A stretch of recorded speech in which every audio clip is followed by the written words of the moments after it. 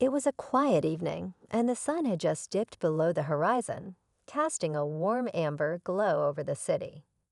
Officer Daniels, a seasoned cop with years of experience on the beat, was driving his usual route when something unusual caught his eye. At a bus stop on the corner of Maple and Fifth, a young girl stood alone.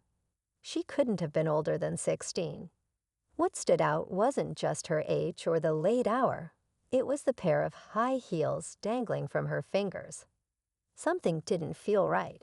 She wasn't dressed for a party, and her expression wasn't carefree or excited. Instead, her eyes darted nervously, and she seemed to be clutching the shoes like they were the last piece of something important. Officer Daniels pulled over, curiosity and concern pulling at him equally. He approached carefully, noting her wary glance as he stepped closer. "Hey there, everything okay?" he asked gently. The girl hesitated before nodding, but her posture told a different story. That's when Officer Daniels noticed something, just a small detail, but enough to set his instincts on edge. He discreetly called for backup, trying not to alarm her. As the minutes ticked by, the situation started to unravel, revealing something far deeper and more unexpected than he could have imagined. What was a young girl doing alone at this hour with such a strange mix of fear and determination in her eyes? And what would Officer Daniels uncover as he decided to dig deeper? Keep watching, because this story is just getting started. The girl shifted her weight nervously, glancing down the empty street as if expecting someone, or maybe hoping they wouldn't show up. Officer Daniels crouched slightly to meet her eye level, trying to come across as approachable. "I'm not here to get you in trouble," he said softly. "I just want to make sure you're safe." "What's your name?" She hesitated, biting her lip, before muttering Maya. Her voice was barely audible, and Daniels could sense the walls she had built around herself. It wasn't just shyness. This was something deeper. "What's going on, Maya? Are you waiting for someone?" He pressed gently. She glanced down at the high heels in her hand, her fingers gripping them tightly, and shook her head. The backup officer arrived quietly, keeping his distance, but Daniels gave him a subtle signal to hold off for now. Maya was already jumpy. Crowding her wasn't going to help. He noticed her clothes, simple but worn, like they hadn't been replaced in years. Her sneakers had seen better days. A small backpack rested at her feet, its zipper slightly open, revealing what looked like a crumpled blanket. Daniels pieced together the clues, but they didn't quite add up. Why would a teenager be standing alone at this hour, looking like she hadn't been home in days, with a pair of high heels that didn't match the rest of her appearance? Maya's eyes darted to a car passing by, and for a split second, her body stiffened. Fear flashed across her face, so quick it could have been missed, but Daniels caught it. Something or someone had her running scared. And the real question was, from what? Daniels decided to switch gears, sensing that direct questions weren't getting through. "You remind me of my daughter," he said casually, his voice warm. "She's about your age. Loves these late summer evenings, but I'd never let her wait alone like this. Someone might worry about you, Maya." Her face softened for a moment, but she quickly masked it, shaking her head. "No one's worried about me," she mumbled, her voice barely above a whisper. Daniels felt a pang in his chest. There was a story here, one that wasn't being told. The passing car that had caught her attention turned around a block away, its headlights now visible again. Daniels noticed the subtle shift in her breathing, the way she edged closer to the bus stop sign as though trying to shrink into herself. He couldn't ignore it anymore. This wasn't just a girl out past curfew. This was something far more serious. He radioed quietly to his partner. "Keep an eye on that set-in," he murmured, nodding toward the car that now seemed to linger too long at the intersection. "No lights yet. Just watch." Turning back to Maya, he softened his tone further. Look, I can see something's got you scared. I don't know what it is, but if someone's hurt you, or if you're in trouble, you don't have to face it alone. Her grip on the heels tightened as she finally met his gaze, and for the first time, her voice carried a hint of desperation. You can't help me, she said. No one can. Before Daniels could respond, the sedan crept closer, its engine low and deliberate. A shadow moved inside. The officer's instincts flared. Whoever was in that car wasn't just passing through. They were watching and waiting. The air around them felt heavy as the sedan rolled closer, its engine humming softly. Maya's eyes widened, and she took an instinctive step back, clutching the heels to her chest like a shield. Daniel straightened, his hand drifting toward his belt. He gave his partner a sharp nod, signaling him to stay alert. Maya, he said quietly, trying to keep her calm, do you know that car? Is someone in there looking for you? Her head bobbed in a barely noticeable nod, but her lips stayed sealed. Daniel's heart pounded as he pieced together what he could. A teenage girl, alone with nothing but a pair of high heels, a backpack, and fear in her eyes. A suspicious car circling back, its movements calculated. This wasn't random. The sedan slowed to a crawl, stopping just a few feet from the bus stop. The window rolled down halfway, but the figure inside remained obscured by shadows. A man's voice called out, smooth but cold. Maya, let's go. Daniels felt the tension radiate off her as she froze, rooted to the spot. You don't have to go anywhere, he said firmly, his protective instincts kicking in. You're safe here. The man in the car laughed low and sharp. This doesn't concern you, officer, he said, his tone laced with menace. She's coming with me.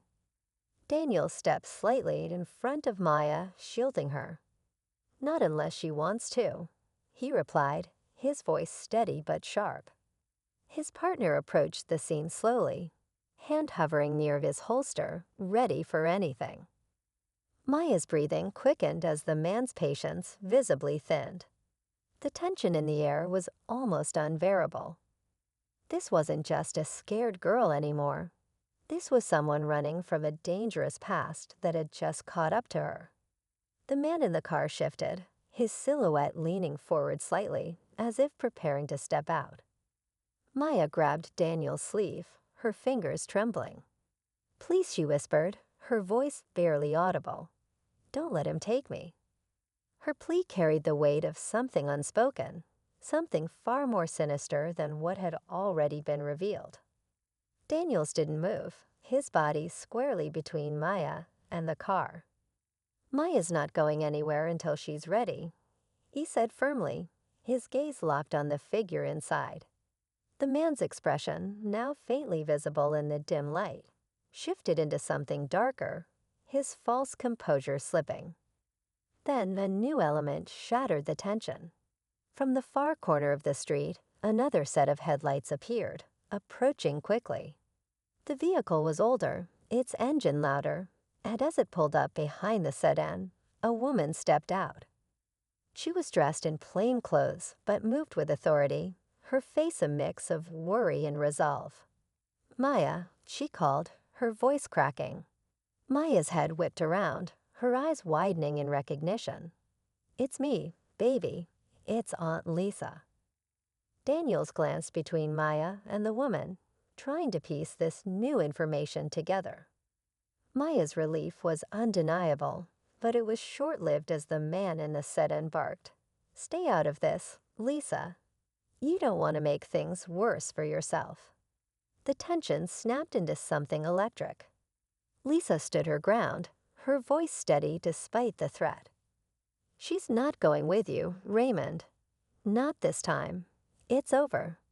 Daniel's gut twisted. This wasn't just about Maya running away. This was a full-blown confrontation with stakes far higher than he'd anticipated. And now there were more lies tangled in the web of dangers surrounding the girl with the high heels. The street seemed to hold its breath as everyone stood frozen in place. Maya's grip on Daniel's sleeve tightened, her eyes flickering between her aunt and the man in the car. The seconds felt like hours, the tension thick enough to cut with a knife. Daniels took a step forward, his voice calm but commanding. "Raymond, I don't know what's going on here, but if you think you can force her into that car, you're mistaken. Step out now and let's talk." Raymond sneered, his hand shifting toward the glove compartment. Daniel's partner took notice, stepping closer and resting his hand firmly on his holster. "Don't even think about it," the partner warned, his voice cutting through the silence like a blade. Suddenly, Maya's voice broke through. "He's lying." She cried out, her words spilling out in a rush. "He's not my dad. He's been following me since I ran away. He works for them." Her voice cracked, but her eyes burned with a mix of fear and defiance. Daniels didn't hesitate. He turned to Raymond. "Out of the car. Now." His tone left no room for argument. Raymond hesitated, then opened the door and stepped out slowly, his hands raised. But something about his compliance felt too easy. Daniel stayed on high alert, keeping himself between Raymond and Maya. Lisa moved closer to Maya, wrapping her arms around the girl protectively. Just as Daniel started to relax, a sound broke through the night. A second car screeching around the corner. Two men jumped out, their movements fast and aggressive. "Raymond," one shouted, panic laced in his voice. But Raymond's face turned pale. The men weren't here to help him. They were after him. Daniels acted quickly, motioning his partner to intercept the new threat. As chaos erupted, Maya tugged Lisa toward safety, and Daniels realized the truth. The danger wasn't just about Maya running from Raymond. It was a tangled web involving people far more dangerous. With the new arrivals apprehended and Raymond in cuffs, Maya finally let out a breath she seemed to have been holding for years. But as Daniels turned to check on her, Maya pulled something from her pocket, a small sealed envelope. "This is why they were after me," she whispered, handing it to him. Inside was a list of names, powerful names. And Daniels realized this wasn't just about a scared girl anymore. It was a glimpse into something much bigger. The street was quiet again, though the echoes of what had just unfolded lingered in the air. Raymond and the two men were in custody, their schemes unraveled in a matter of moments. Daniels held the envelope carefully, glancing at the names scrawled inside. It wasn't just a list, it was evidence that connected these men to something far larger. A trafficking ring, with Maya as both their victim and their loose end.